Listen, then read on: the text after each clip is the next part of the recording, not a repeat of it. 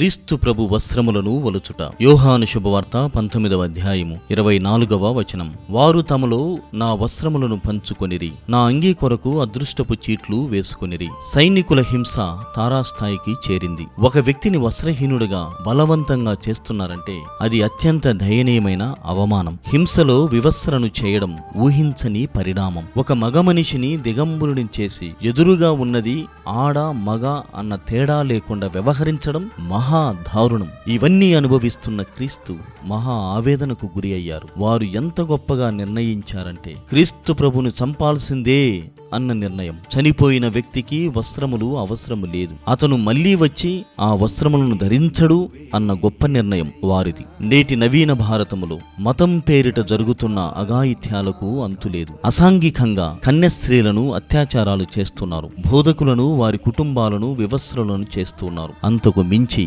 వారి శరీరాలను నగ్నంగా తగలబెడుతున్నారు. నగ్న శరీరాలను ఊరేగిస్తున్నారు. ఇదంతా ఎక్కడో ఎవరికీ తెలియక జరగటం లేదు. అన్ని బహిరంగ ప్రదేశాలలో సమూహాలలో జరుగుతూ ఉన్నాయి. మన వ్యక్తిగత జీవితాలలో కూడా ఇలాంటి పరిస్థితులు ఎదురైనప్పుడు క్రీస్తు ప్రభువును మాదిరిగా చూడాలి. లోక రక్షణం కోసం ఆయన ఈ శ్రమలు ఓర్చుకున్నాడు. మనము కూడా మన స్వీయ ఆత్మలను కాపాడుకోవడం కోసం ఆధ్యాత్మికంగా శ్రమించుదాం.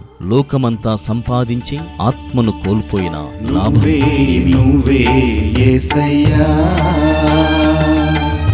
కలకాలం నా కాపరివి. నువ్వే యేసయ్యా,